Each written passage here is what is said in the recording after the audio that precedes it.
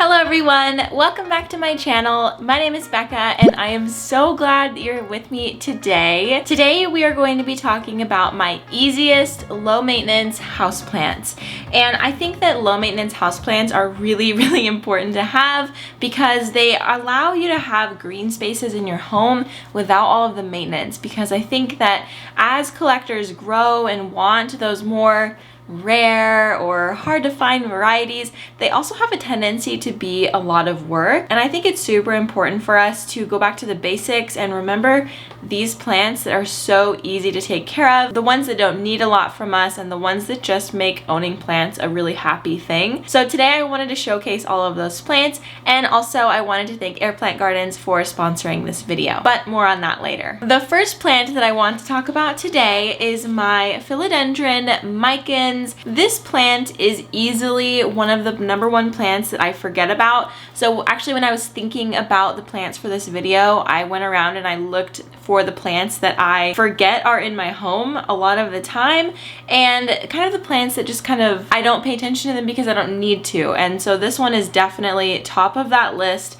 Actually, I just noticed that it has grown this like really cute long vine, which I might actually trim back and pot back in here because I want this plant to be really bushy. I've also considered growing this on a moss pole or something similar so that the leaves can get bigger and bigger, because as you can see, the leaves have gotten pretty small. It's not stringy growth, but it is a lot smaller growth as compared to these leaves up here. If you have a trailing plant, I get a lot of messages asking me, why are my leaves getting smaller and smaller? And that is because the plant is looking for something to latch onto, because these are epiphytes. They do enjoy growing along things or up things, and so whenever they do that, they're just not getting that part of their instinctual need, so they end up doing something like this. And it's very easy to propagate epiphytes, like extremely easy, because they have aerial roots that help them grip onto trees or moss poles or anything like that, and they also are really great to make soil roots. So the Philodendron mikans is one of those soft plants. I did showcase it in my softest plants video, the video for all of the leaf petters out there, so if you haven't seen that one, definitely click the link up here or in the description. I will link it down below. It is a very velvety plant, and with that, I actually was just cleaning off some of these leaves before I showcased them on camera, and I kind of started washing this one a little bit, but I noticed that it really doesn't hold a lot of dust, and when I was washing it off, nothing was really coming off of it, which is a really cool thing because low maintenance plants don't get that much attention, so they might gather dust, which is not something that you want your plants to do because that kind of hinders them from photosynthesizing, and it just in general makes them look kind of gross. So if you make sure that you keep your plants clean of dust, they will be very happy. Actually, while we're here, let me show you what I was using. Where is it? I have a blue microfiber cloth. The color doesn't matter. I don't know why I said it was blue.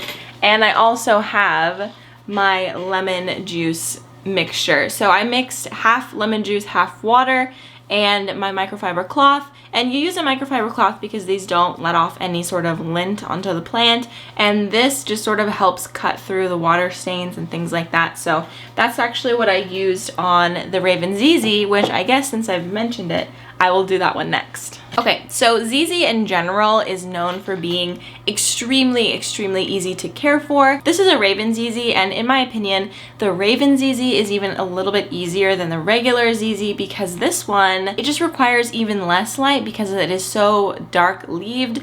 These leaves are so dark green that they actually appear black. That's where it gets the name Raven. And with these dark goth leaves, they do accumulate quite a bit of dust, and this was the plant that I needed to clean off the most. It definitely still does need light, and it will suffer if it doesn't get light at all, but I will say that it sits in places in my home that I would consider low light or like very low light, and it is super happy. Now, this isn't to say that it's putting out a lot of new growth. This has actually not put out any new growth since I've had it, but that could also be attributed to the fact that this is just a collection of cuttings that I've gotten from various plant swaps.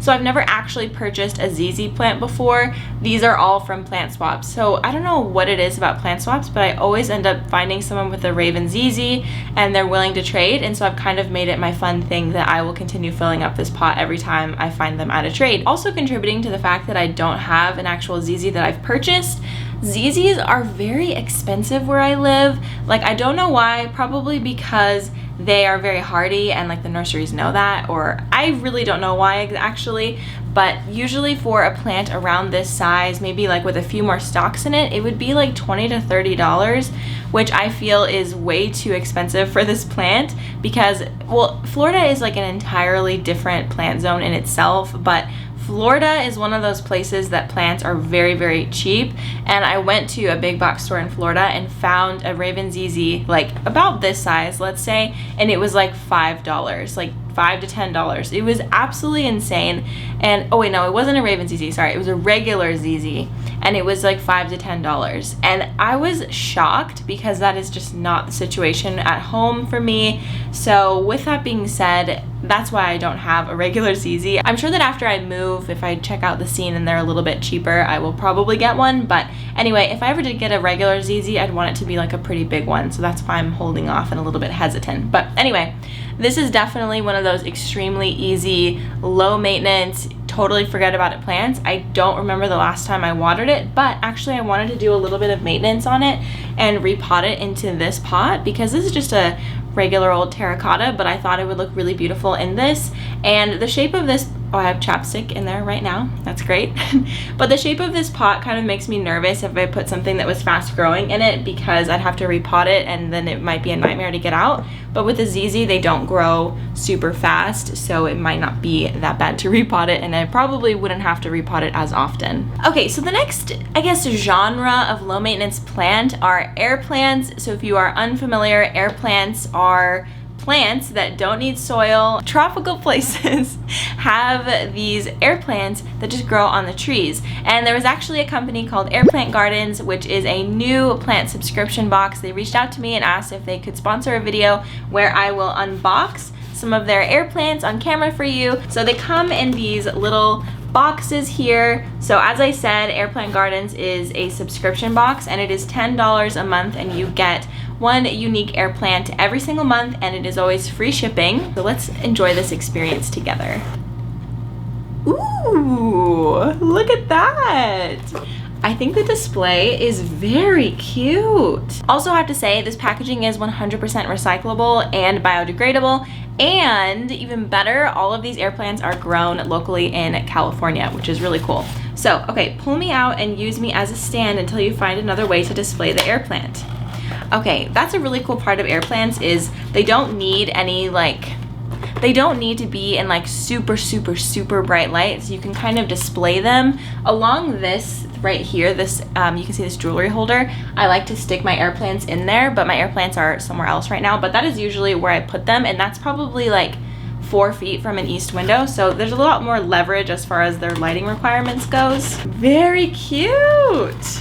So you can see that is the first air plant. Very lovely. I can tell that it is thirsty because it has been in transit, but all you have to do when you water these is stick them in distilled water. I have heard that people use regular water, but I use distilled water because that's what I heard is best. I stick them in distilled water for like 2-3 hours, and then I let them dry upside down, and then they are perfectly fine. That's all they need. But I do have a care guide right here, tips and all of that for your air plants. You can see that it's like very thorough. And then down here we have like the care. And also something that I think is so cute is they have these little cards right here that will show you more about the specific plant with the ID and then some specific information and care.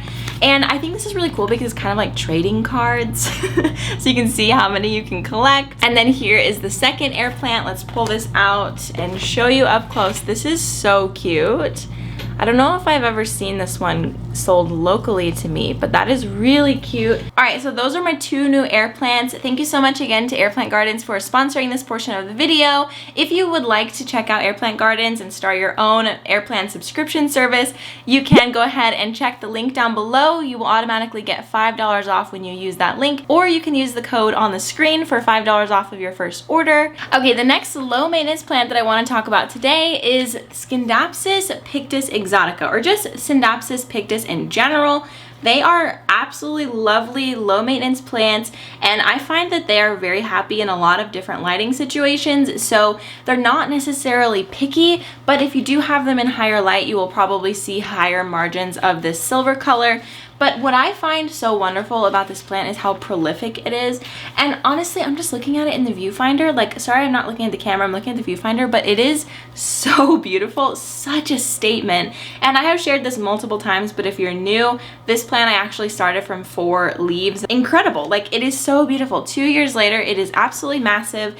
It is very bushy, which I love because I have trimmed it back quite a few times and then added back into the top to thicken it up so it looks like a normal plant. And you can see the new growth comes in like a lighter green color. This is a new leaf and this is also a new leaf. Look at all of that silver. Actually, is that a new leaf or is it dying off? I think that leaf is actually dying off. But there's new leaves down here. Here's another one. Okay, cool. So I promise there is new growth coming in. Anyway, this plant is also really helpful because it will curl up like pretty significantly, like kind of look like a bunch of tacos like this when it is thirsty. So it's just really easy to see if it is thirsty because it makes it very, very obvious, which I have to say I really appreciate in a plant. I don't like the guesswork. Normally plants where I have to do a lot of guesswork don't last very long in my home because I don't particularly love sticking my finger down into the soil, and moisture meters are not always super accurate. When plants are just vocal and like tell me, that might be why I like the Photonia so much actually, but when they just tell me what they want, I like that so much more. Of course, I'm willing to work a little harder for some plants, but this one is so easy and that is why it is on this video. And last, but certainly not least, oh, ow, excuse me. We have the whalefin Sansevieria, or now Dracaena. So this plant is very special to me because I was looking for a whalefin for a very long time, and then I found a very large pot with a lot of them in it, and I ended up selling and giving away pieces of that a long time ago. But now I am left with this beautiful mama, and she has made another baby since she has been in my care. So it started off as a double fin, and it was kind of strange because it lays back like this. I really wish that it stood up straight like this. Like that would be so much more majestic, honestly, but it doesn't want to. It likes to do this. And for a really long time, it actually lived in water because I wanted it to regrow its root system because it was in a smaller pot, like probably like this big. And I showed that in my Sansevieria collection. And then soon after that, it fell over and I realized that the root system was like this big for a plant this big, and it just didn't make sense. I mean, that is pretty typical for Sansevieria to have, or Dracaena, I guess. I don't know. I'm gonna say Sansevieria right now, but it is pretty typical for snake plants or whalefins to have a small root system. Like that isn't abnormal. It wasn't unhealthy. It's just it wasn't enough for the bulk of the plant. Like it was just way too heavy. So I ended up putting it in water for a long time until I could find a heavy enough pot for it. And then I realized that I have this pot. It is a cylindrical pot, terracotta. It is very heavy, actually. Like this plant is heavy. It was recently watered, but I would say this is at least 10 pounds, at least 5 pounds. 5 pounds, okay, 5 pounds. And honestly, it is so good at water retention. I never have to water this plant. I think I watered it today for the first time since I repotted it, and that was probably in June. And it is now August. Maybe I do that in July, like the beginning of July. It's been at least a month, okay? So it is so drought tolerant and it holds water. It doesn't want to be watered a lot, which is really good for me because it's low maintenance. I oftentimes forget that I even have it because it's just so quiet. It doesn't need anything from me, which is something that is so nice when I come back and remember like, oh shoot, I have that beautiful whalefin.